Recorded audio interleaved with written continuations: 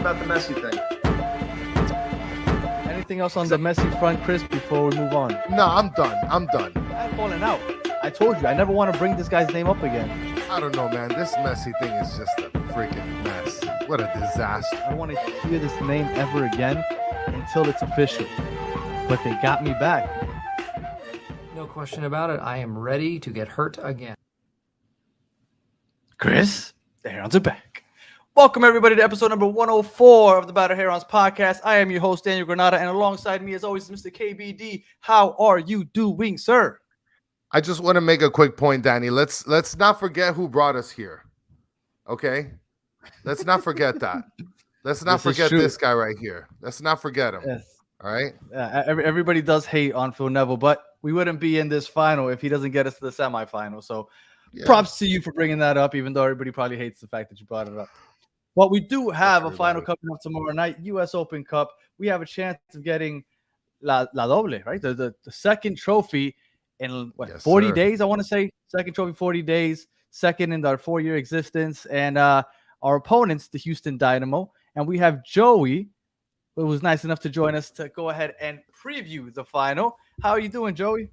Yeah, I'm doing great. Thanks for having me. Yeah, no problem. From Bay City Soccer. Yep. Correct. Yeah. Why Bayou? I saw that name and I didn't understand. Isn't it Bayou? It's the Bayou. It's the Bayou, okay. Baby. The Bayou. I still don't understand. Excuse my ignorance. I have no idea what Bayou means. Nickname for Houston. It's the Bayou City. Oh, really? Yeah. Okay, I had no idea. Well, it's funny, Joey, that's how because uncultured I am. And I was going to mention, Joey, I imagine that a lot of people just kind of confuse the Bayou with like Louisiana, like New Orleans. Like that's the one thing that I think of when I think of a Bayou. But when I saw the name, I thought it was interesting as well. Like I guess it's sort of related too. Mm-hmm. Yeah, definitely. Yeah, most definitely. All right, Joey. So the finals upon us here in Drive Pink Stadium. I know you guys aren't the best road team, but no, not at all. Before we get into the specifics, I kind of wanted to know, Houston, everybody's telling me, and I've noticed, right, because they just keep winning. They've been on a hot streak recently, coming up until the Sporting KC game this past weekend. What's exactly changed that all of a sudden they just started playing so much better? Dude, it's Ben Olsen. He came in and changed everything. He just completely turned around the team. He got Hector Herrera playing at his absolute best. He was all right last year. He's playing some injuries, and this year he's MVP caliber player. So he's just been great. We bring in Artur and Amin Bassi, and now combined with Coco Carrasquilla, is probably up there with the best midfield in the league. We're now also a lot better. Yeah, definitely. Yeah, we're a lot better of a possession team than in the past too, and then our defensive shape is near perfect. We just love to get shutouts on guys. All right, we have a lot of new. I just want to bring up something really quick. Oh, sorry. No, I wanted to bring something up because I noticed something in the recent games is that you guys are kind of like a Jekyll and Hyde kind of team where you'll have some games where you're blowing people out of the water, but then some games you're just tying and you're losing by 1 point, or you guys only get one in the back of the net. I mean, does that sort of show what the progression has been since then? Yeah, definitely. And that definitely sums up the way we score goals. We're really, really on and we'll dominate the possession. We'll put all of our chances away. We'll put 4 past you, or we're complete garbage in front of goal. Corey Barrett will have one of those games where he can't finish anything and we will maybe score 1 or nothing. Yeah. Well, and for the most part, like you said, he's been relatively inconsistent this season. Corey Barrett, definitely. He especially early in the season, he was, I want to say he was horrible, but he's really came on recently. And so we have a lot of new viewers that started watching, obviously, after Messi got here, right? So a lot of people from around the world are watching the show that don't really know the MLS as well as people that have been watching it for years now. If you had to tell any of our new viewers to look out for a certain player on the pitch that they might not be familiar with, who would you tell them to kind of look out for? The obvious answer would be Hector Herrera because he's just our star player. But I'll give a shout out to Coco Carrasquilla. He was the Gold Cup best player. dude is just everywhere in the midfield. He plays both sides of the ball very well. I would say at like this like CONCACAF level, he is one of the best transition players I've ever seen at this level. Dribbling, passing, everything. He struggles a bit in the box. He's not the best creator in the box, but man, when he gets that ball in midfield, he gets a quick turn, quick pass. It's unplayable. Well, and I was listening to your podcast a little bit earlier, guys, and everybody that's coming into the chat and everything, you guys should check it out. You guys mentioned Carrasquilla and how much potential he has, right? I mean, I imagine that he's going to hit that at some point. So he's the kind of player that you see that will make a difference in this game then. Definitely. He was the player who made the difference in the semifinal against RSL. We looked horrible in that game, and he was the one who grabbed the game and got the goal to push us through. So, as far as tactics and formations go, what formation do you guys usually come out in? So we usually come out in like a 4-2-3-1, 4-4-2 type of shape. Depends on how we're pressing. I mean, Bassi will kind of play as a 10 striker. It depends on who we're playing as well. And then, we go into offense. The left back will tuck in as another center back, and we'll go to a 3 at the back type of shape. And the right back, who will be Griffin Dorsey. He's another name that's can make a real impact in this game. He'll push up as more of a right winger, and then it looks more like a 3-2-4-1 type of shape. Well, Griffin Dorsey had a goal against Vancouver, so he was pretty critical in that game as well. But you guys he's had a few goals this year, yeah. He's a weird player because he started off as a winger for us and then switched back to a right back in the next season, and now he's been kind of like that hybrid right back, right winger this year. And for some reason, he's just so good on his left foot cutting in, like no one expects it, and he just cuts in and just blasts them. He did it against LAFC, I think. He did it last year. I think he did it again against LAFC this year, and he just did it again against Vancouver. And that's who we suffered against Atlanta. I forgot the kid's name. It's Brooks Lennon. Yeah. Yeah, he was kind of just drifting in from the right wing back position, kind of found himself in the box, and he was killing us in there. All right. So do you guys usually high press? Because my understanding is that you guys like to keep possession, and where you hold like a mid block more or less. Because the trouble that we've had is teams that kind of hold that low block and just say you're not going to score on us, and we'll take advantage of the counter every once in a while. It definitely depends on who we're playing and the kind of the game script. We definitely will play in a mid block for the most part to start games, but usually once we get one, Ben is pretty quick to go into that defensive shape. That's why we have all these 1-0 wins and stuff, because we have 16 shutouts on the season. It's most in MLS, and that's in all competitions, but that's including the Open Cup games. But we are first in MLS in shutouts with 12, I want to say. So yeah, we could be that defensive struggling team, but sometimes we are a little more pragmatic. That's it. Well, and one of the commenters in the chat is mentioning Carrasquilla equals Pizarro. I mean, I don't know. I don't know if that's a little drastic, right, Danny? I mean, Carrasquilla is making a pretty big difference. Pizarro, he had his opportunities and completely failed at them. Mm-hmm. Yeah, Carrasquilla is a lot better than Pizarro at this point. Yeah, no, I would assume that you're right. All right. So well, I just completely blanked when you brought up Pizarro. I mean, everybody that's what everybody was mentioning. So let's say hypothetically, you had money on Inter Miami, and you had to go talk to Tata Martino, and you're like, Tata, I got money on you, and I'm gonna help you win. This is how you beat Houston. What do you tell him?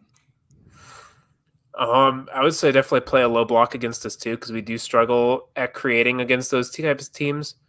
I mean, Herrera and Bassi are only like real difference makers in the box when it comes to passing. We do have Nelson Quinones. He's very good at getting in those positions, but his final ball is awful most of the time. He's a very young player, so it's something that's should improve for them, and it has improved throughout the season, but it's not enough yet. So I'd say definitely play a low block against us if you want to keep us from scoring. And we won't always score all the chances as well. So you guys don't play much the counter, because that's where our weakness is. Our weakness is that people beat us on the counter consistently because we're so aggressive. We play a high line and we get caught on the counter consistently. And our two of our 3 center backs, I'm assuming we're going to come out with 3 tomorrow, are extremely slow. So Yes. it becomes we get caught flat-footed quite a bit. You Well, guys don't play the Quinones is counter. gonna. There has been some games where we play the counter. It's again, it depends on the matchup as well. Ben has been pretty adaptive this year. I mean, we've seen a lot of games where we start with Ibrahim Aliou, who's one of our younger strikers. We play him up top. He's really good at getting behind and making those types of runs. So we definitely could play the counter. And as I said, Coco is ridiculous in transition, and Hector could also do that role. So yeah, we could play on the counter too. And Quinones, from what I've always seen, he's pretty quick to counter as well. He's very quick. And the worst part is that since Jordi Alba is already referenced as to not gonna be playing tomorrow, we're gonna have a young left back down there, Noah Allen, which I mean we love as far as him a lot too. As far as fans and support. I mean he's young, so obviously a lot of people aren't, they don't favor him. And when you compare him to Jordi Alba, I guess it's easy to make that assumption. But if you got a guy like Quinones, that kind of strikes a little bit of fear in me. Oh, definitely. Well, Allen will be on the left, so he'll probably more face up against Amin Bassi and Coco Carrasquilla more than Quinones. Quinones will be more down the left, running at Yedlin. Down the Yedlin. Now, if Messi plays a full 90, and if he does, when do you? Okay, let's just go straight to the predictions because the way I'm trying to word this isn't going to come off right. What are you thinking as far as a prediction for tomorrow? I think it's going to be I think it's going to be a long physical game. I'm going to say it's going to go 1-1 and go to penalties. I think if it goes to penalties, I think the Dynamo definitely could win because they've been very good in shootouts this year throughout Leagues Cup. So it definitely could be us in penalties, but I mean it's a coin flip at that point. If Messi plays the full game, I think you guys probably play us off the park at moments in the game and we lose.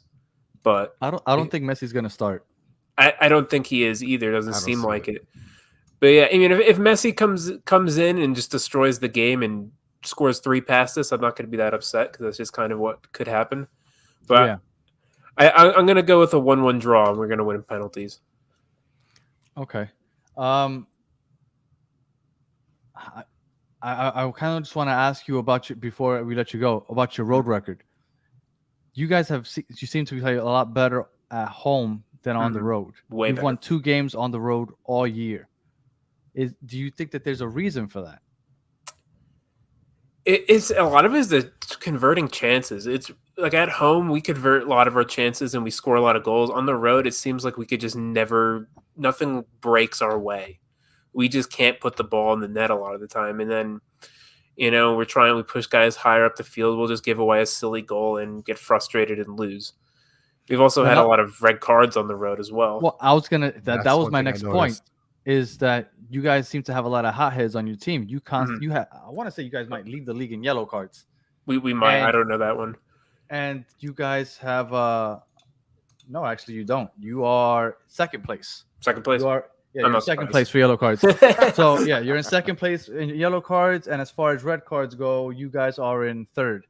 So you guys do lose your head a lot. I would assume that one key in this game is to not get carded early. Because if you have to play careful when you're defending Messi to not get the second yellow card, that's going to put you in a really bad spot. Definitely. So it worries me with Franco Escobar, too, because Franco Escobar is probably the biggest hothead on the team. He's yet to get sent off this year, surprisingly, but he's a yellow card machine, and he's our left back, so he'll be on Messi. Yeah, so there you go. So I do think that might be a key for you guys also is just keeping your cool because, coming down with a yellow card early in the game might cost you in the long run. Oh, for sure. And it's gotten better as the season went on because there's a lot. It was kind of like this, early towards the first middle way point of the season, we were getting a red card almost every game, and it was really frustrating. But it's definitely slowed down a bit. Well, and if you take into account or at least believe what a lot of MLS fans are saying about how the refs and MLS want Messi and Inter Miami to win. That's nonsense, you don't want to be fouling us consistently. Well, I think it's nonsense also, but I'm just saying if you want to play into that. Yeah, definitely. Chris? And the worst part is that we and also we have Aviles who also is just reckless as well. So it's not like we're aggressive. David Ruiz is another person that's just on top of everybody. So those are two players that I can potentially see sort of matching some of your players yellow card for yellow card. So this can quite possibly be a game where it gets a little grimy. Mm-hmm. Yeah, and our ability to play down a man this year has been surprisingly pretty well. Like, we haven't had a game where we've gone down a man and completely collapsed. Like, if you look at the Kansas City game in the Open Cup, we were down to 10 men for almost the entire game and squeaked out that 1-0 win. So Yeah, we can play down a man if we have to. And everybody's predicting it's going to be nasty weather out there, so that might somehow play into it. Also, we'll see. Yeah, and what's your used to it? yeah? And what's your prediction, Danny? What do you think? What do you think is going to be the outcome for this game? Oh, do you want to give predictions already? My prediction. Well, he already gave. You already gave your prediction, right, Joey? 1-1 tie going to pens. Sure. Imagine if we go to penalties and it goes goalie against goalie, just like League's Cup. That would be phenomenal.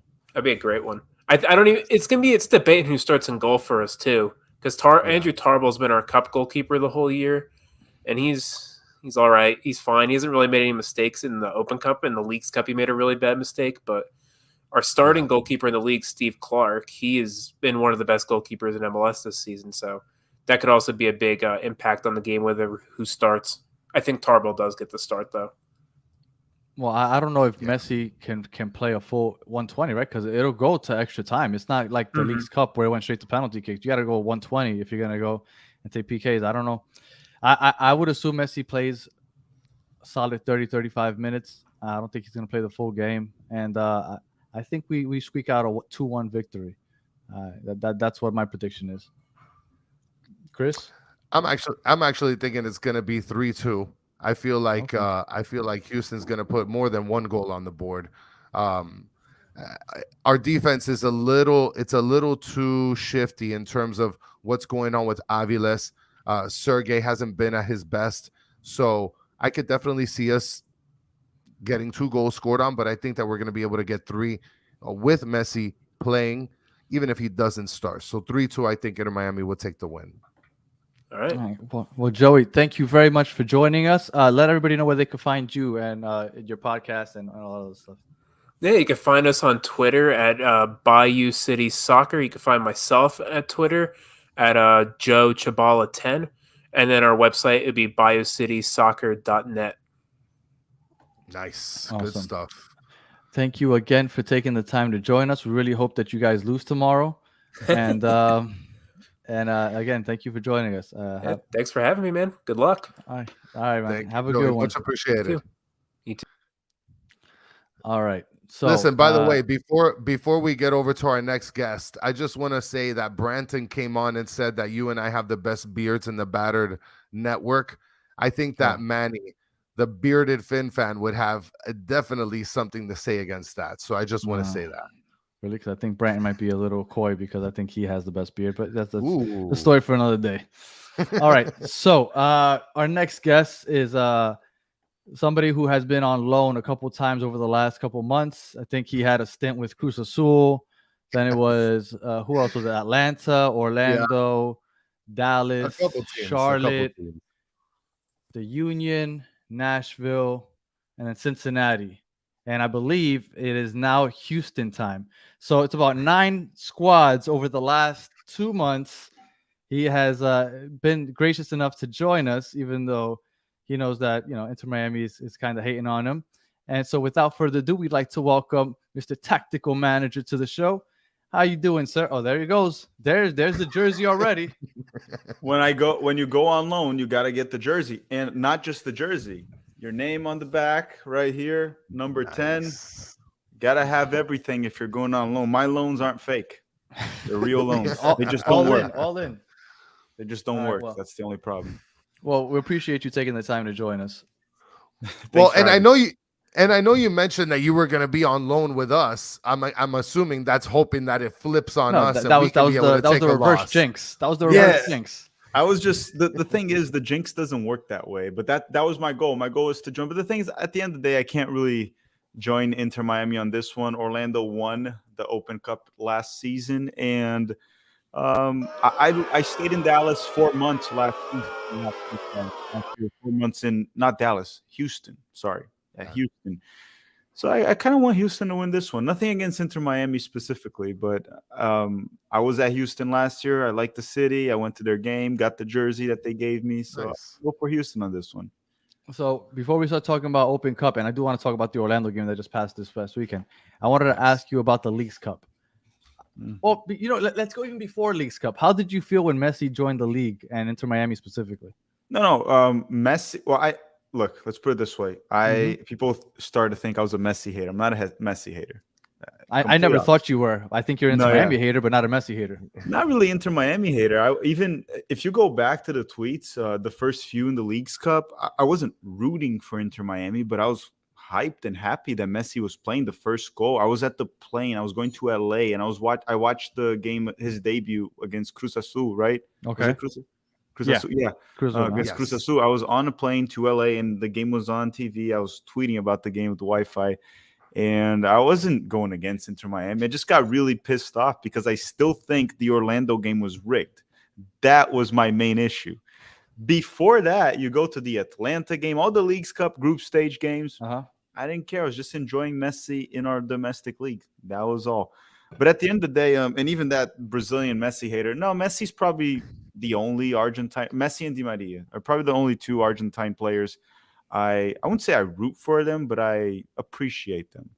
Well, it's hard not to appreciate for sure.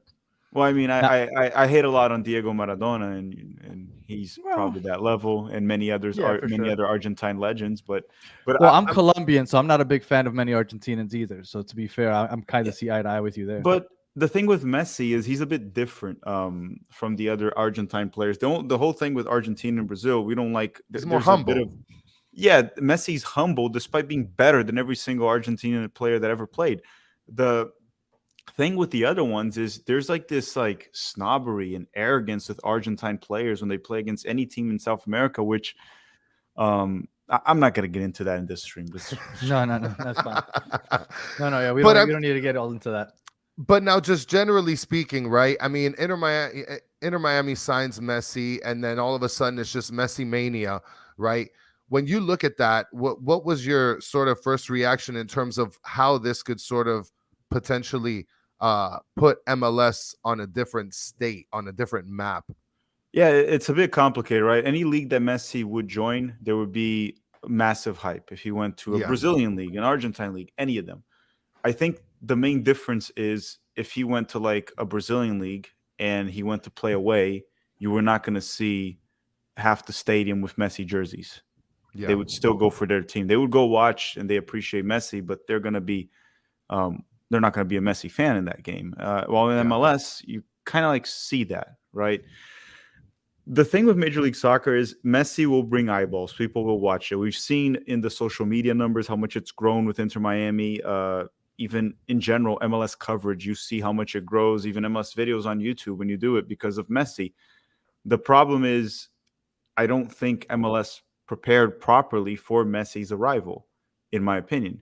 I think if they knew ahead of time Messi was coming, and when I was in Houston last year, there were people inside MLS already telling me that they were preparing for Messi's arrival to Miami. It wasn't confirmed, but the salary cap probably should have been raised well before that. Some rules and regulations should have been done. The calendar should have been fixed without international break. All of that should have been done prior. So all these new people joining in would have seen a superior product, and you're more likely to keep them after. Sure, you're going to continue to get views while Messi's playing, but Messi's human, and eventually he's going to retire. What percentage of the people that you got the attention now have you kept? And that's where I'm not sure where MLS stands right now. Now, for me, it doesn't really matter. I watched the league before. I'm going to watch it after. But what's the retention? I don't know. The product is the same. It's improving very slowly every season, where we could have seen a drastic jump when Messi was joining. They didn't do that. But because we didn't know for sure that he was joining, I think that might have been the hesitation. Although, when I saw Jorge Mas in his box in the World Cup final, I felt like, okay, that's just about to shoot. Like, it's in the bag. But I don't think they could have made those moves without 100% certainty that he was going to join. But can't you just improve your product in general? They can afford a $10 million salary cap. That's double. They can afford that. You're right, but selling that to the owner that they're going to double it without, like, just cuz. I'm with you. I think they should. But to sell it to, hey, we're gonna double the salary cap just because. Now we're gonna double the salary cap because we have Apple TV and Messi and so many other players we can get all of a sudden. Now that we have Messi here, I think it's an easier sell to all of a sudden double it and bring on that fourth DP, hopefully a fifth DP, something like that. I'm against DPs actually. Do you know that? Okay. No, I Well, don't. not Nice. fully. I think the league would be the problem with MLS right now is MLS is probably the most balanced league in the world out of the I'd say major 20, That's why 25 I leagues. enjoy it so much. Yeah. Yeah, put the top 25 leagues in the world. It's probably the most balanced. Outside of top 25, I don't know. There might be Right. one. I just don't know. Yeah. But MLS also has the most unbalanced rosters out of those leagues. You have a guy like Messi in a roster, and then you have basically a NCAA D1 college defender in the same team. You have that issue in MLS. The rosters aren't balanced. So I'm in favor of keeping a DP spot, a regular DP spot and a young DP spot, because if you want to sign a player like Messi, you're going to need a DP because the salary is too big. But I'd much rather have a salary cap of like 20, 25 million, which right now it's around 5. You'd have better rosters. It would be more competitive. Messi would have a harder time. He would still be Messi and get a goal per game, whatever, but it would be harder for him in general. It would just be a better product and more competitive, more players fighting for a spot. So you think more holistically per team, the salary should increase, not just increase it for these 3-4 big name players? No, because the problem with these players, the thing is, if you look at the number of DPs that have been busts, or like a Shaqiri or Insigne, which because they're they're not older guys, right? Well, they're Yeah. older and they don't care. They're there to make money. Right. They're not competing. They're not going to get benched. They're making. You don't think that's going to change though? Now that the league has kind of started to grow a little bit. I mean, we'll see. It hasn't. They're still signing players like Douglas Costa. Insigne was recent. Yeah, but Douglas Costa was like 2 years ago. Like I'm saying Bernardeschi. that. Like I feel You like mean like this, right now? Yeah, like I feel like Messi is that Beckham, right? Like this is like a new era that just got randomly started. And although it's happened mid year, I think 2024 is when the new era of MLS kind of starts. I'm kind of curious to see. But the question is, no other DP is going to have the star power of Messi unless you get. Of course like, not. No unless way. you get like Neymar, it's still not Messi, but the star power is there. Yeah. It'll drive people to the Yeah. stadium. Or Ronaldo, which that ship has sailed. But the thing is, you need to improve the overall product. You're going to get that star. No one cares that much to watch one player ball out against a bunch of crap defenders. They want to see a better product. That's my whole point. Because the thing is, yes, you're going to get that guy and people are going to go watch it, like Messi right now. People are watching Inter Miami more than ever because of Messi. But once he leaves, how many people will stay watching? How many people care? If the product is good, a lot of them will stay if they enjoy the sport, which I'm assuming most do. That is where that's the issue I see with Major League Soccer. Sure, the league is balanced, but the rosters are very unbalanced. And you do that by raising the cap and lowering the number. Because if you look at the expenditures of the team with DPs and everything, we kind of already are in a 20 million salary cap. Like the teams spend that. because of what Inter they're spending on Miami the more or DPs. less. Yeah, Right. the average is around that. It's close. So you could just reduce the DPs and bump up that salary cap 4 or 5x. It's doable. And the rosters would drastically improve. The league would become more intense because players would be fighting for that starting job. More quality players would be fighting. You wouldn't have players making $90,000 a year, which for a D1 soccer league, like a Division I soccer league in top 20 of the world to a bare minimum, that's a pretty low salary. I think I agree with you on just about everything you said. The only thing is that if you want this league to grow worldwide, you need some of the best players at some point. And if you don't have DPs, once the players, let's say you develop a couple good players here, but you only have one DP spot, they're going to leave. Like you need to be able to get some of these players playing here in their prime. Why not get rid of the salary cap then? Just get rid of the salary cap. Oh no, because I like the parity. And like you said, the reason we have the parity is because we have those uneven rosters, right? You got to pick. You want a good offense, a good defense. Most people going to good offense, the defense is going to suffer. But I appreciate it. Now I think that the salary overall should increase, so that we have a minimum. The minimum salary in the NBA is like 1.2, 1.3 million. That should be the minimum salary here in the MLS. And you can attract a lot of good players that aren't going to play in the EPL, but that will play here living in America for $1.3 million. And the quality will come up. and you can add those DP players. I think the But minimum you were salaries talking needs to about go like up. 6 DPs. That's over half of the team. Oh, I was joking. I don't know. Okay. No, I yeah, said that's too five. much. Yeah, I I said that's five. crazy. But I think The- I think we should add a fourth. I think it'd be good to have a third of the roster being like full of star power if possible. I Well, think but that if you would put the attract salary people. cap at 25 million already, Mhm. you can sign some star players right there. You can sign players on $4-5 million a year, and you can have a more uneven roster. But what you're doing right now is you're allowing owners to choose. Do you want to spend more money on this expensive player? Go ahead. Do you want a more balanced roster where you have more depth?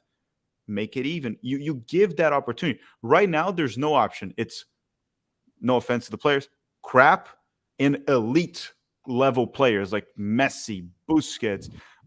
Even you go to Orlando City, Facundo Torres, you go Insigne, that doesn't care, but that's still an elite level player. Ricky Puig, and then the drop off is too big. You can still, in 25 million, you can pay 5 million for a player. You have 25 million to spend. Look, think about it this way. If you increase the cap to 25 million, what you are saying right now on the DPs, it remains exactly the same, because you can spend 20 million on DPs and you still have 5 million. That's what you have right now in the salary cap. And I'm not saying to get rid of all DPs. I'm saying keep the young DP. That's a great rule, the young DP rule, and keep one DP spot so you can sign a player like Messi that will exceed the salary cap, Neymar, or like a superstar. Outside of that, just offer them 4 million, 3 million. They want to come, they want to come. They don't want to come, stay in Europe. So you're against the 3 DPs and the 3 young DPs, because essentially you end up with 6 DPs. No, you don't have young three DPs. young DPs. You have 1 young DP today. Well, if one of your actual DPs is on 23 or under, you get to add another 3 young DPs. Okay, which is what Inter Miami Yeah. did. So essentially they have 6 DPs. Technically, yeah, but there's more limitations towards the young Yeah. DP, right? Of how much you can spend. It's Well, more, of course. while the other DP like Messi, essentially, if the league approves, it's done, right? They pay Messi 50 million, like, and even others like Insigne is also 15, something like that. He's which high. is too much for him. Well, And- it is too much for him.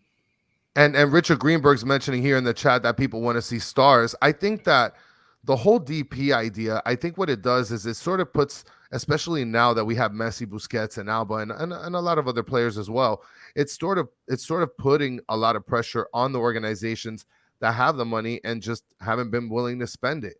I mean, I look at New England, for example. That's an organization that has boatloads of money, but they just don't invest it because the owner also owns the New England Patriots. So if he starts to see that there's promise in football, then he should be taking that same money and investing it into New England's team. No? Look, some teams poorly invest. Look at Toronto; they have the highest salary cap, and they spent the most money, and they're the worst team in the league. So just, it's not knowing how to use your doesn't money. gel well. My only thing with the DPs is that I want this league to grow, and I love it because of the parity. I love it because you one team can be good one year to the next. That's what I enjoy about this league. But I also understand that I want this league to grow as overall, and star players help in that aspect. Yeah. Because all the eyes that we have because of Messi, and I know that Messi is one of a kind, right? But because you have a Messi, or when Kaká went to Orlando, all of a sudden that piqued the interest of a lot of Brazilians. I have that a were way like, to kill your argument. I have Go a for way it. to. Okay. He was waiting for Kaká. No. I agree. No, literally, I'm gonna use his own argument against, because I agreed with what he said. But what he didn't see is what Daniel just said went against what he said before. You mentioned Messi. You mentioned Kaká, David Beckham. These are guys that get people to watch. Do you think Sergio Busquets would get Inter Miami to pack a stadium? No. Okay, that's a very good player, but he won't do it. Do you think? Let me think of another DP here. Help me with a DP from a team. Jordi Alba. Jordi Alba's not a DP. No, That's not. right. He is in the DP. Yeah, No, but I think it has Javi to be. Hernandez. Oh, Chicharito.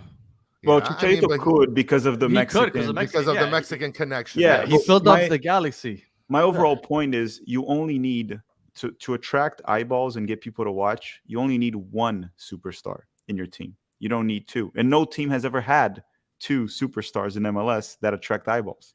That's my point. They've had quality players that are DPs like Busquets that add value, but he doesn't attract viewers. He's amazing, but No one goes like, oh, I gotta watch Inter Miami. It's Sergio Busquets. I gotta watch. No, it's like I want to watch Messi. Right. So my point is, you only need one DP spot because then you sign that one star, and on those $25 million that you still have to spend, which right now it's just 5. You sign a Busquets, you sign a Nani, a Facundo Torres, because these guys, well, Busquets is actually expensive, but you don't necessarily need to sign him. You can get players that are cheaper and will have a major impact as well. And you also have the young DP, which you can go to South America and sign a very good, promising player. Yes. That's my point. If you're talking about star power, you just need one DP spot. You just need Messi in your team. You just need Carlos Vela that will get the Mexicans to watch, and that's it. I see your point. That's Kaká, not happening. that was another example. Yeah, Kaká. I see your point. I don't think that's happening, but I definitely see your point. Do you think we end up going to 4 DPs next year? I think, yes, it's more likely to do that than to raise the cap. Yes. If that's your question, yes, I think that's more likely. I'd rather see them raise the cap because I would love to bring in I think the minimum salary should be 1 million. But all right, so that's probably not happening. Probably going to go to 4 DPs. So I guess let's talk about Orlando real quick. And before we could talk about Sunday's game, I did want to bring up what you brought up a couple minutes ago about how you said that you thought that Orlando got screwed in the League's Cup. Mm-hmm. Why? That was not a penalty kick. I'll put it this way, just so before people bring up the argument. Was Inter Miami playing better than Orlando? Yes, they were playing better than Orlando. They were the better side, or at least the thing is, being better is scoring more goals. But yes, in terms of judging the overall performance, Inter Miami was playing better than Orlando. But the game was 1-1, and that was not a penalty kick. There's no way to convince me otherwise. I've watched that way too many times. That was not a penalty kick. But could Inter Miami have gone on what? He hooked his arm. As soon as you hook the arm, that's it. You fucked up. Would he have called that for Orlando? Probably. No, that's not like when there's. He didn't call it for Messi. He called it for Joseph. But it's Inter Miami. That's my whole point. Look, it's there's definitely not a script, and it's definitely not rigged in the sense that they tell the ref what to do. That doesn't happen. But again, when you're playing against, when you're reffing, there's biases that will go towards in regards to the pressure of who can go through and just the messy aura around it. I think the ref made a mistake there. I don't think it was on purpose, but he made a mistake. That changed the whole dynamic of the game. Sure, Inter Miami could have gone on and won the game. They still scored another goal. That other goal is irrelevant. Anyone that watches soccer for long enough knows that one game changes the dynamic of the game. Like, Orlando was pretty damn fine holding the 1-1. We were fine with that. But once you guys scored, we had to go for a goal. That changes how we play. And then you guys got another goal. So just because you scored a third goal, it doesn't mean that that mistake is irrelevant, because that opened us up. Pareja ball, he's a soccer terrorist. That's how we play. That's how we play. Like, people might want to try to pretend that we play pretty soccer sometimes. It's very rare. It's always been like that with Pareja. It's ugly. It's to get results. It's how essentially we won the Open. Like last season, I went to the Open Cup final here in Exploria.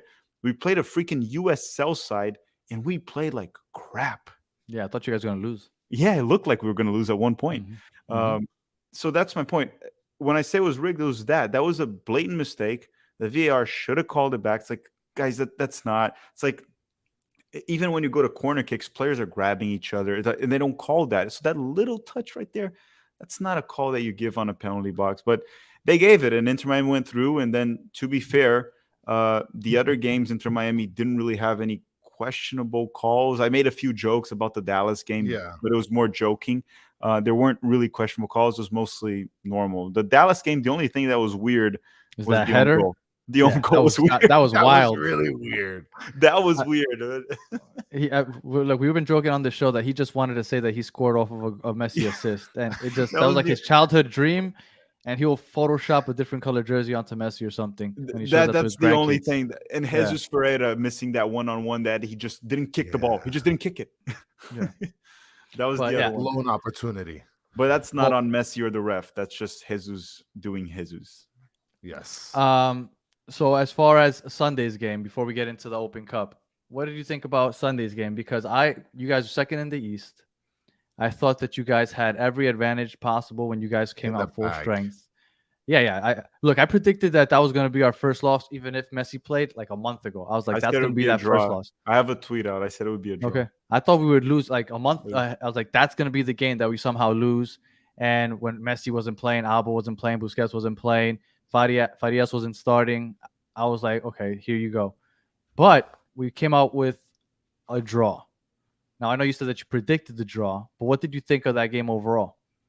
Well, I'm not going to talk about the game specifically. Let me talk about Orlando for a second, because the problem with Orlando was we went on a good run right there. We had that incredible comeback against Columbus that in the last 15 minutes, scoring 3 goals. It was incredible. And then you guys fans peaked. started. Yeah, the fans started to get hyped again. I really don't fall for that anymore with Orlando City. I've seen that multiple seasons with Oscar Pareja.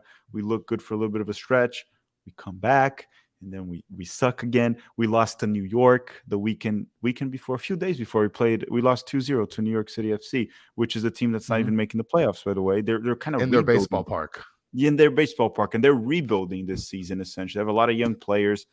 So coming into the Miami game, I was just like where we are in the standings is not really what Orlando City is, in my opinion. It's just being truthful to it. And I put out a tweet talking about that, how Orlando City fans were like talking trash about Inter Miami fans, and I talked about the similarity. I was like, guys, it's not that much different for what we have. But talking about Orlando specifically, I expected a draw. Just like I couldn't see us winning the game. I was a bit surprised that Inter Miami got the first goal. I thought it would have been more of like we get it, and then we just bunker back, and then Miami gets a goal, or Miami sent some guys that were on the bench, not Messi specifically, obviously, but the game just kind of played out how I expected. But at the end of the day, the game felt very meaningless because we locked in our playoff spot the round before. And the whole meaning to this game was like, oh, we're going to play against Messi and all that. Right, and it's like rival.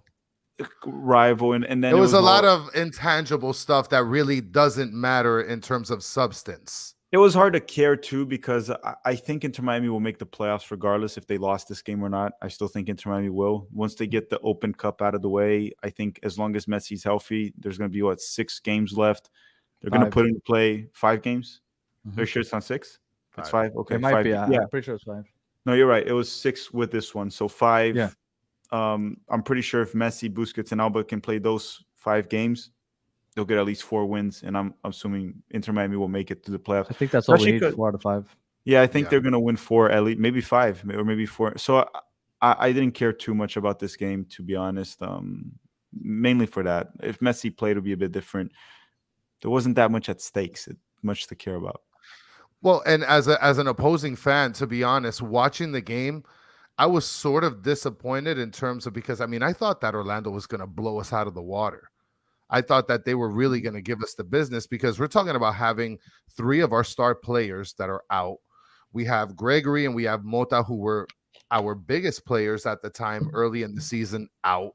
Stefanelli, also big injury, out. I mean, he was in the bench for this game, but aside from that, I said, this is a depleted team. We should be taking a loss big time. And to get the tie, we kind of ran away with something that really wasn't expected. I mean, Danny, even like I said, Danny, you thought it was going to be a loss.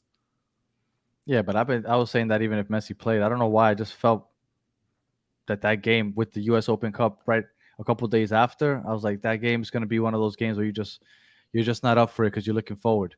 Now, do you think it's weird that you guys got the game against Miami rescheduled 3 days before the Open Cup last year, and we didn't get that same benefit this year? I don't know, man. I mean, it's not weird because it's all done prior. Yeah. Like, who would have known if Inter Miami was in the final or Orlando? Like, you can't know who's in the final ahead of time. The schedule. Also, remember, Don Garber doesn't give 2 craps about the Open Cup. I mean, I'm not a big fan of it either. You guys play the final tomorrow. There's MLS games going on at the same time. Yeah, I know. So 2 games? I don't think it's weird at all. I think it's just whatever, coincidence. I think Don Garber does care about losing to the USL, because last year he rescheduled our game so that Orlando had extra time to rest up to beat Sacramento, because I think he didn't want to lose to the USL side. This year, if Miami wins or Houston wins, doesn't matter. It's an MLS team winning. So I think that's why it wasn't a big deal this year. Yeah, we have a closed pyramid, so the leagues compete with each other. And if we put if USL beats MLS, they would ride on that marketing for as long as they can. So yeah, I can see him having an issue with that, but I can assure you, Houston and Miami, he won't care. Probably what MLS will do is if Houston wins, they'll try to hype it and market in a way of like Hector Herrera to get like the Mexican American audience. And if Inter Miami wins, obviously they're going to market around Messi because it's Messi, but they don't really care. That's the truth. I saw that with Orlando last season. It's going to be a win-win for them in terms of marketing. That's what it's going to be. That's what they're looking at this game as, Danny. Mm-hmm. So do you care too much about the U.S. Open Cup? Because I know Orlando won it last year, so I don't know if because of that, you care about it. I'm personally not a big fan of it. I prefer the Leagues Cup.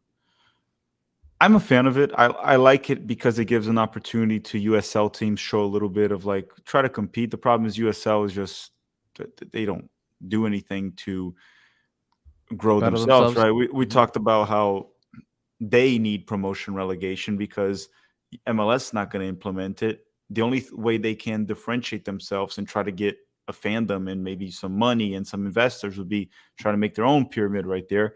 They don't do it. So it's just MLS, but an inferior product. It's like, why would anyone watch it unless it's their local team? There's no reason to watch it unless it's your local team.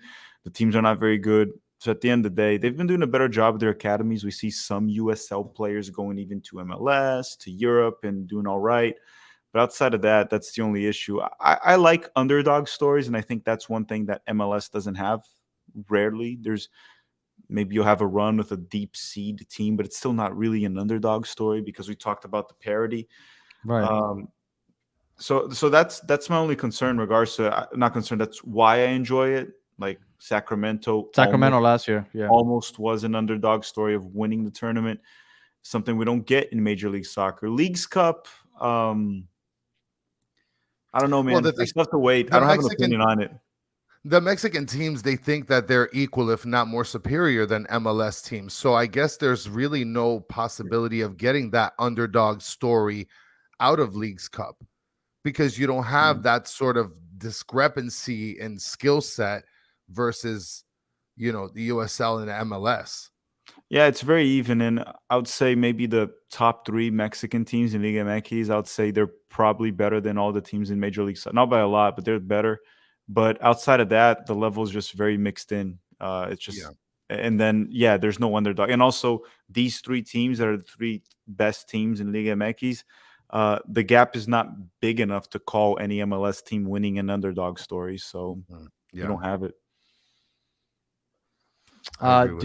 Do you think Inter Miami Orlando is an actual rivalry? No. Neither do I. I agree with that. Thank God. It's just. I mean, the fans don't like each other. I get that because of Twitter. But I think the real rivalry for Inter Miami as of right now, I think, is Nashville. And my understanding is that you guys in Atlanta don't like each other. I think it depends on how we judge rivalries. I think there is no rivalry within any other team. Rivalry needs lots of history. Rivalry needs a little bit of hatred, I would say, a little bit of hatred. But you need history. You need things to happen. And I think Inter Miami, as an example, it's too young of a franchise to have an actual rivalry. That's my opinion. That's why because of geography, they consider you because that's what they're trying, but there really isn't, right? The thing is, you go to Brazil, for example, all the teams in the same state are rivals, but not because they're in the same state. That's what people don't get. Brazil has a state tournament, so they face each other so much. There's lots of history. There's bad blood. There's this and that. It's not just because they're in the same state. There's teams in the state of São Paulo, like Portuguesa and all those, that they're not rivals with Palmeiras, Corinthians. They're in the same state. They're not rivals. There's not enough history between them. So essentially what drives rivalries is history. It's not proximity. It's not any of that. Barcelona and Real Madrid are not in the same city. No. But there's history there. There's there's a two top teams, right? Yeah. So that's my point. I don't think there is. Overall, I think Major League Soccer doesn't really have actual rivalries. I think it'll Just grow not enough over time. history. It's too young. That's the Yeah. thing. Well, like I said, I think that Inter Miami and Nashville is going to eventually, if not already, be a rivalry. I mean, we came into the league together. Our first playoff game was against each other. Our first cup game was against each other. So it just feels like, if anybody, that's the team that we've somehow ended up just constantly playing against when the games matter. So Yeah. I think if anybody, it would be Nashville over Orlando. I don't. The thing is, I don't think there is, and for it to be a rivalry, we gotta wait and see. There has to be like playoff clashes. I wish they did regional tournaments in the U.S. with USL and MLS teams. That would be awesome. That would Like be put incredible. Atlanta, Tampa Bay Rowdies, Orlando, Inter Miami. Isn't that what the first couple rounds of the U.S. Open Cup is, though? No, because they put reserve. Like do an actual regional tournament with a trophy right there that ends right there. It Like just the ends Carolina there. Cup kind of deal. Yeah, Understood. like we do in college football, essentially. Got you. Or like Yes. it literally ends there. The Open Cup doesn't end there. You keep going. Just do a Right. regional tournament with a trophy, and that'll build some history, rivalry, games against each other, something at stake, with good rewards and everything. But rivalries take time, man. If you go to other countries, I don't know if you guys have been. If you go to other countries and you experience rivalries or live, I lived in Brazil 13 years. You start to see what it actually is, and MLS doesn't really have it. I've been to LA. I went to LA to see a little bit, talk El to Galaxy. tráfico. Yeah, it's still. I would say that one there's a bit more of like hatred and some passion, more passion because like Mexican American. There's a lot of Mexican Americans there, but it's still not the same. Rivalries, you need memorable moments. You're talking about there just don't have that. They try to put Orlando and Atlanta. It is a rivalry.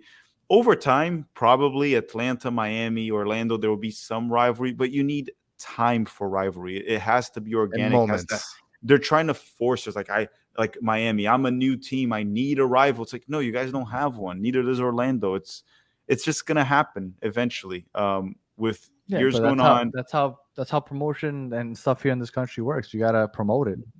Yeah. So I get why they're doing it. I just think that if you had to choose one, it would be Nashville for Miami at least.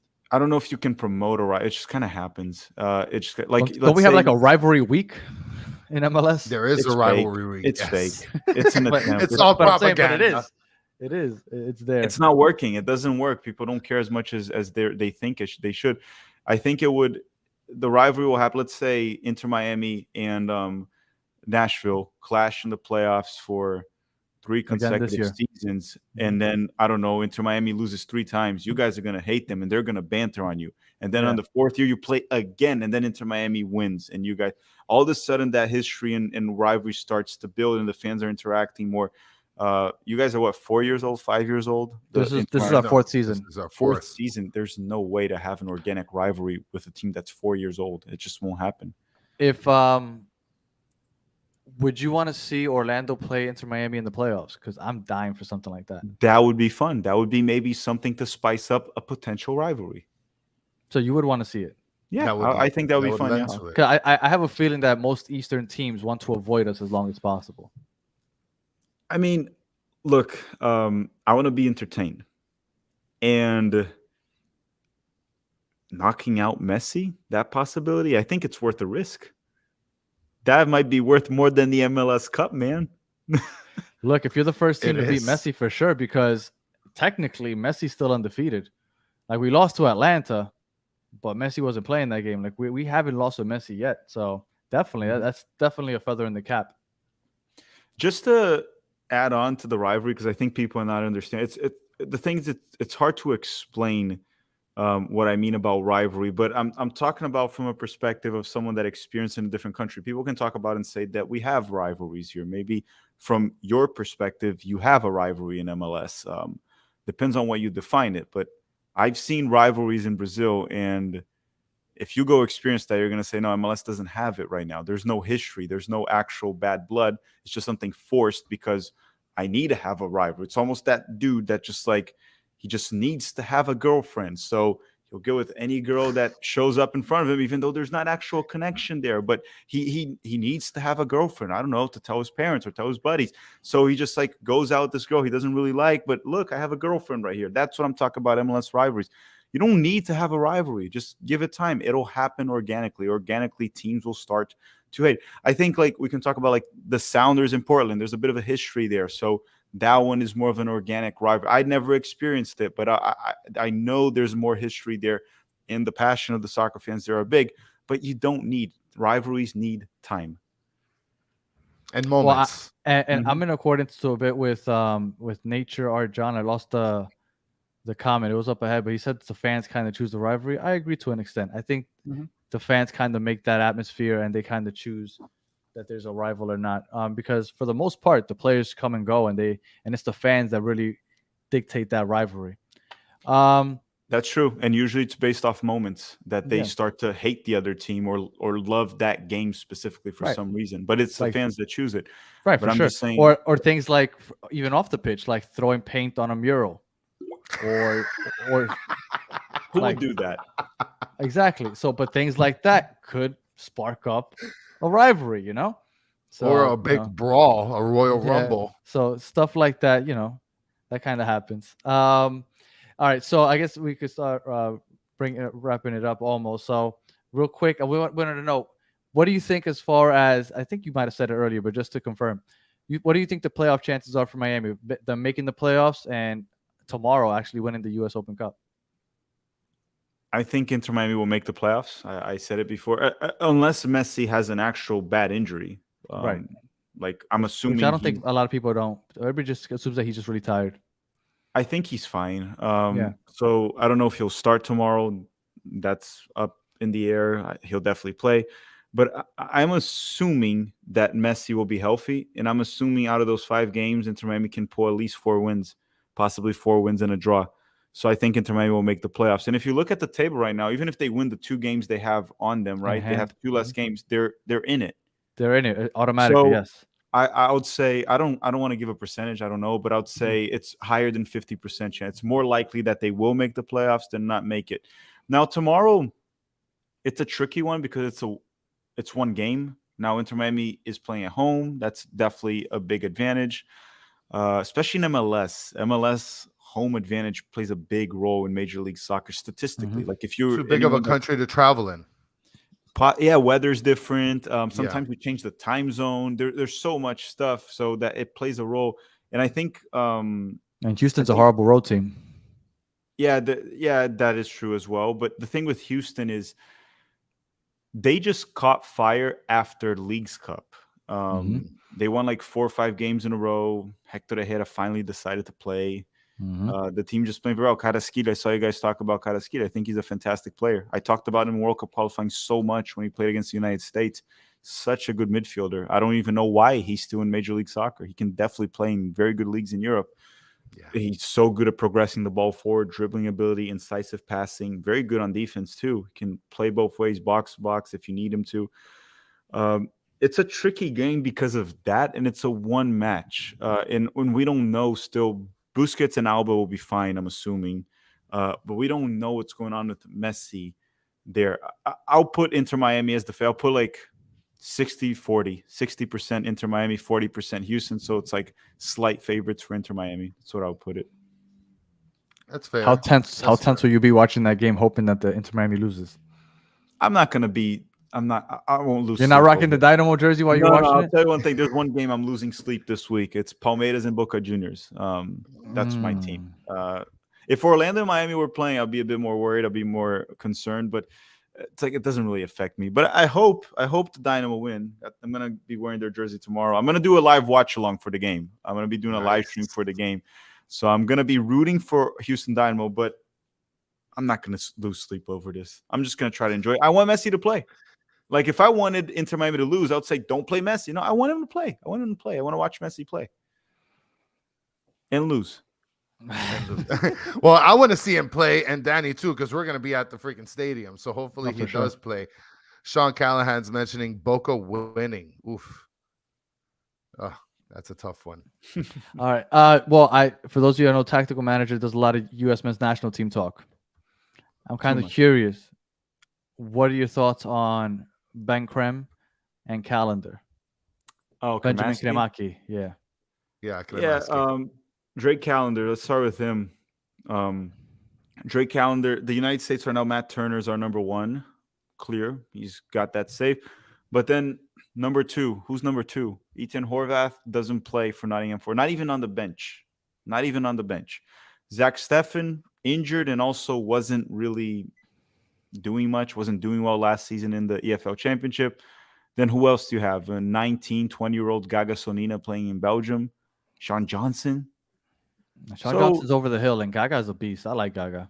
Yeah, but he's too young for a goalkeeper still. Has a Mhm. lot to improve. So I think Drake Callender is our number 2 or possible or definitely top 3 right now. He's a USMNT roster goalkeeper at the moment. His shot stopping is great.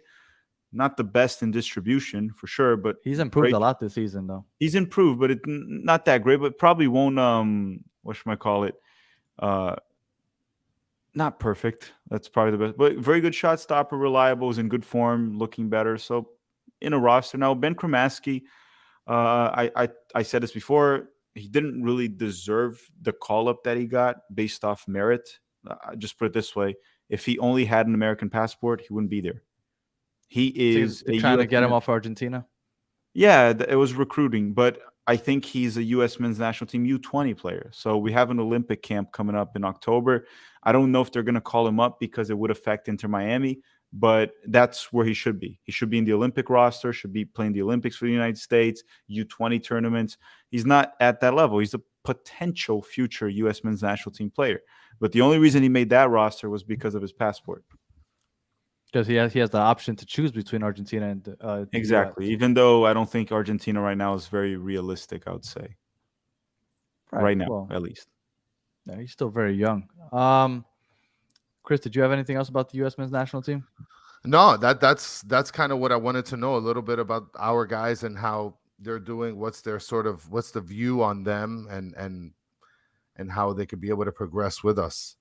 Well, I'm sorry. I have one quick question, and I'm pretty sure I know what he's going to say, but I'm going to ask it anyway because I was going back and forth with people yesterday. If you had to start a team today and you had to choose one goalie, would you pick Callender or Gallesi? That's a tricky one right there. I'd say it's pretty 50-50 right now. Gallesi, I've seen him also. I watch him play for Peru too, even playing against Brazil. He has some shaky moments, even though he has some moments where he's completely outside. I'll probably pick Gallesi because I guess they're very similar levels, both of them, very close levels. But Gallesi, we've seen him do it for multiple seasons. Because of his experience? Yeah, yes. So I'll probably pick Gallesi, but I'd say the level's much closer than people probably think right now. Drake Callender's been very good. Okay. I was just curious because I was going back and forth with people. And I agree. He does have much more experience. Yeah, I would just say he's what Drake Callender's doing, Gallesi has been doing for multiple seasons. I'm not saying Drake Callender's worse than Gallesi, but it's just like if it's the same level, just pick the more experienced one, I guess.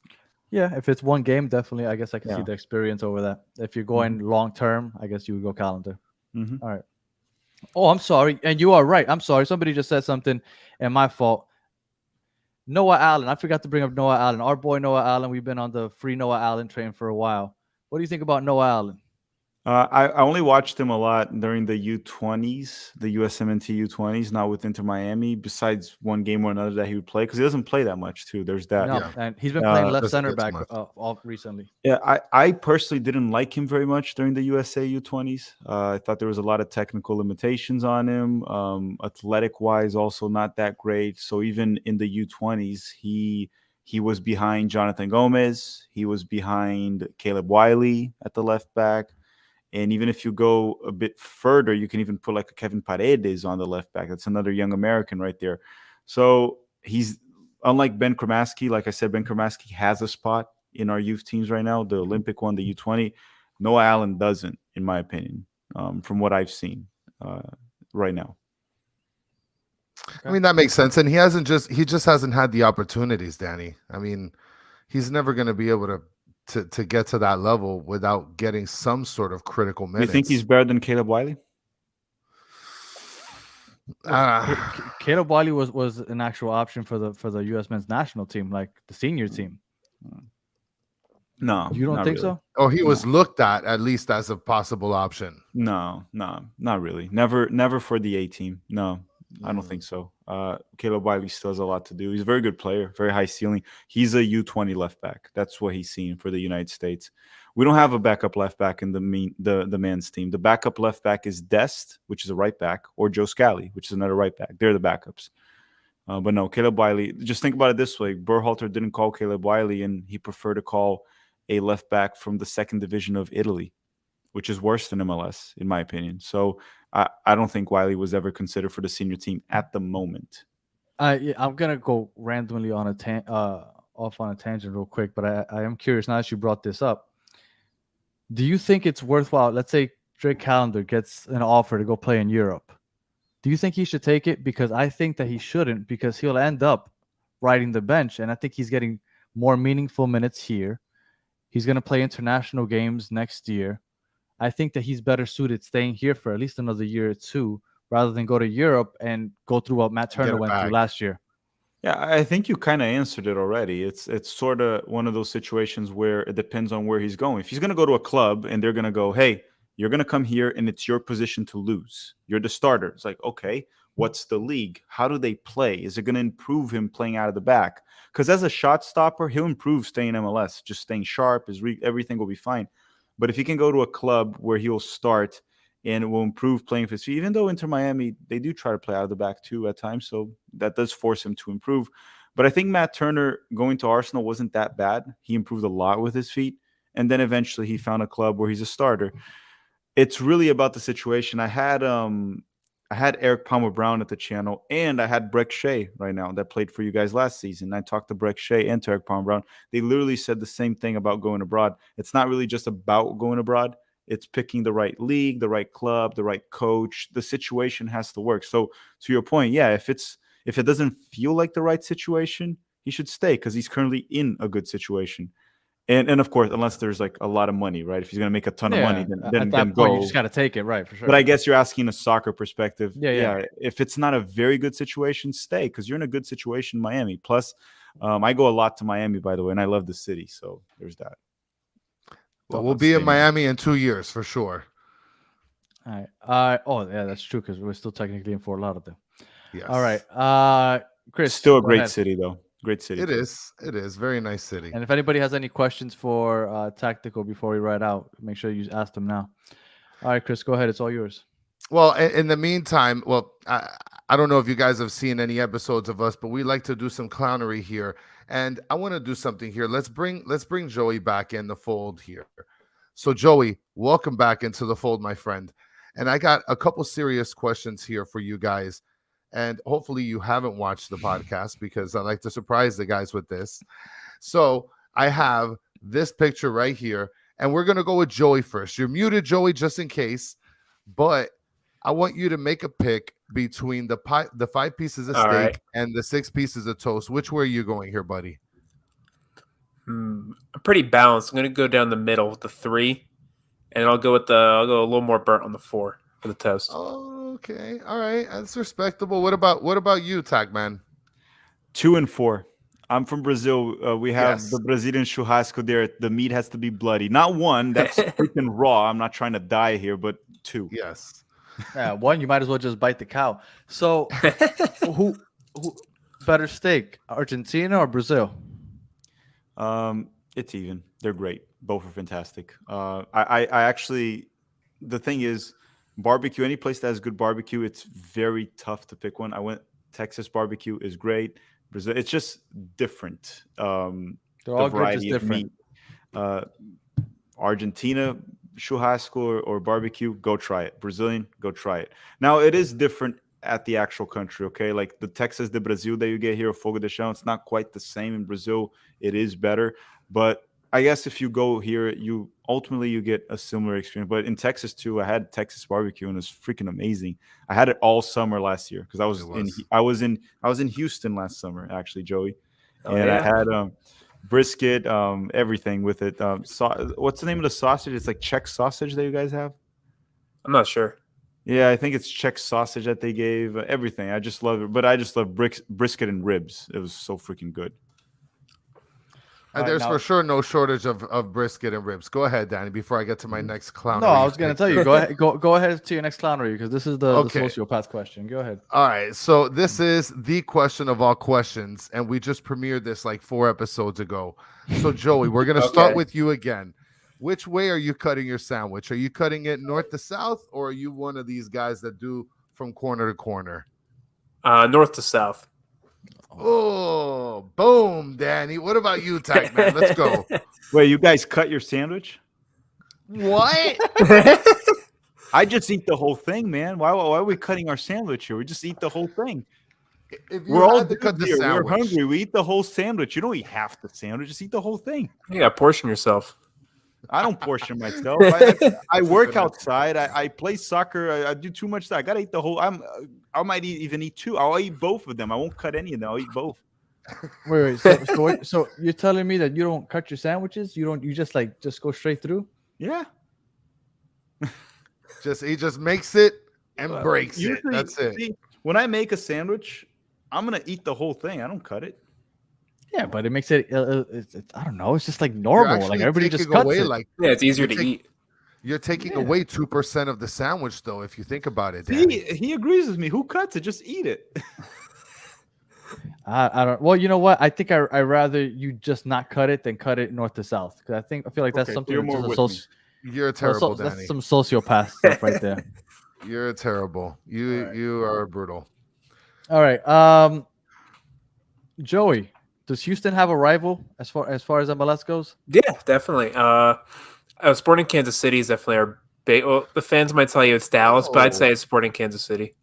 I was gonna say it has to be one of the Texas teams, right? Well, some Austin fans will try to tell you it's Austin, but yeah, I don't care what they do.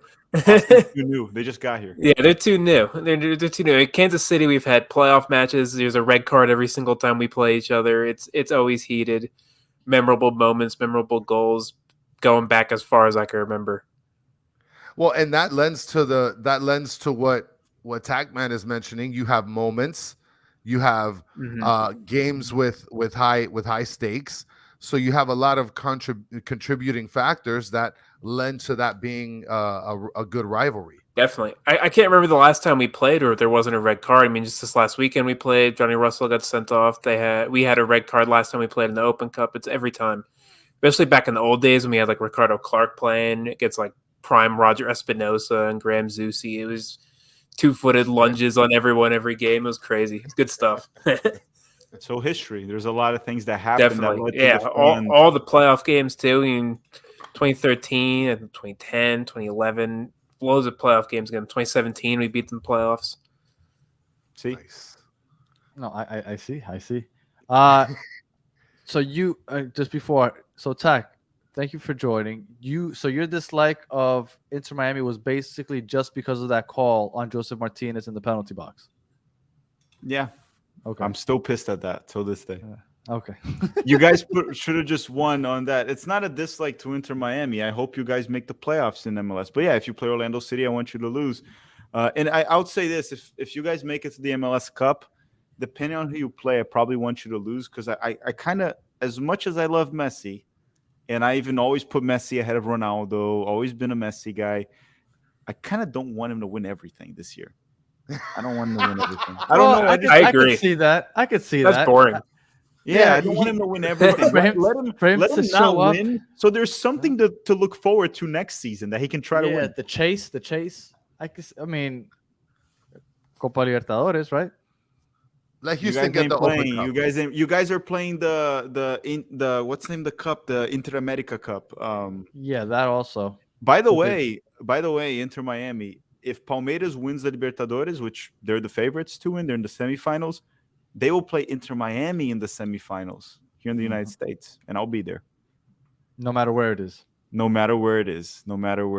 It can even be in freaking Hawaii would be wonderful if it was in Hawaii. I would be definitely going to Hawaii. I was going to say Alaska or something. We're not putting a game there. But Palmeiras has to beat Boca and win the final. If they do, we'll be there. Nice. And Luis Suarez will be playing for us. What? Luis Suarez will be playing for Inter Miami. Oh, that's great. I watched him against Palmeiras. He's not doing that well in South America. I swear You know he's what? not. Well, you know what? I don't want him. Yeah, we don't want him. He's not I doing don't that want well. him. People are lying about it. He's not. When he has the ball, you can see that there's he is The different. instinct. He's special. He's a fantastic player. But the dude is dragging himself. His knees are beat up. He's dragging himself in the field. That's why he's complaining about the intensity in Brazil. His knees just can't take it anymore. He walks in the field. It looks like the dude's in pain already. Oh, that's brutal. That's rough, Danny. We don't Well, want that that's- guy. Our fans No. want that guy, but we don't want that guy Well, the fans want him because because of the whole Messi wants him. Yeah, yeah. And just so Tack knows, I dislike you for Orlando and for Palmeiras because I'm a Deportivo Pereira fan. You lost to us. Yes. Yeah, we got our ass kicked by you guys. So Yeah. F you In twice. the first game. Then we didn't care in the second one. Yeah. Yeah, you guys, and it was in Pereira that you guys scored a 4-0. Yeah, and then at So- home, Palmeiras went for a 0-0 draw. Yeah, they just buckled down. So that was pretty rough. So yeah, that was rough because we were excited for that little run we were going on, and that completely went to a halt. All Yeah, right, but Palmeiras in the Libertadores is different, man. It's a different team. yeah. It is. All right, Joey, thank you for sticking around. We really appreciate you taking the time to join us and talk course. Houston. Looking forward to the game tomorrow. And Tack, again, you could tell everybody where they could find you if they're interested in U.S. men's national team, MLS, and I mean, you talk a little bit of everything. Yeah, just Tactical Manager TV below my name. Just look it up. You'll find it somewhere, or don't find me because I might be hating on Inter Miami tomorrow. I'm gonna be doing the stream tomorrow, and I'm not going for Inter Miami. I don't know if Joey saw it. I got the jersey here, Joey. Tomorrow, Hell yeah. tomorrow I'm going for Houston. What do you guys do there? The horns up. That's what it was. when I was Yeah, there? hold it down. The horns up, and I'm a Dynamo fan tomorrow. I don't know if to believe Tactical because he says, no, I don't hate Inter Miami, but then he's like, oh, boy, let's throw these horns up. I'm like, I don't know. I don't know how to read it. I want you guys to make the playoffs, so there's that. Yeah, Yes, but- there's that. But making the playoffs is like 1 out of 16 teams. Like you still got a long way to Almost go. everyone. Yeah, it's more than half the league makes it. So, all right, Chris. Any final thoughts, Chris? No, man. Today was great. Tomorrow's gonna be better. We're gonna walk away with some more silverware, hopefully, and off to whack. Chris, Yeah, go ahead. I forgot to ask you. Messi's not starting. And Jordi Alba's not playing. Period. We're probably playing 5 in the back. Yedlin on the right. We're probably playing with Aviles, Noah Allen on Christoph, the and left. Miller. That's my question to you, right? Because middle is probably Busquets, Arroyo, and Kremaki, and Farias, and Campana on top. My question to you, real quick, before we close this out, is it Noah Allen playing left wing back or Robert Taylor? No, it's probably gonna be Noah Allen. You think so? I think Robert It's Taylor probably might gonna be start back there. I mean, I don't see that. I could see that as well, but I don't think that he's. I think it's he's going to be gonna more of a save them. 3-5-2 tomorrow instead of play a little higher up. I A think Robert 5-3-2, Taylor's gonna, yeah. All right. So if you are listening on audio, thank you for listening all the way to the end. We appreciate you. Please leave a comment, write 5-star review, all that other good stuff. And if you are watching on YouTube, please like and subscribe. And if you were part of the chat, as always, we appreciate you joining us. As always, you are the best part of the show. And you guys took it pretty easy on Tactical today. I thought it was going to be a lot rougher. So I thought go it was ahead, good nice. job. Yeah, no, They're he they're was afraid really of me. That's the truth. I felt like they would be intimidated. It's very easy to come after me on Twitter, but then on YouTube, people just kind of disappear. It happens I'm used to it. But it sucks because they're still technically just typing. So I thought they were going to come out a little started. But I know, but then they regardless, see the human and they're just like, there's a human there, so they tone it down. I can see that. I can see that. Well, regardless, we appreciate you guys taking the time to join us. Thank you guys for joining the chat. And as always, until the next one, have a good one.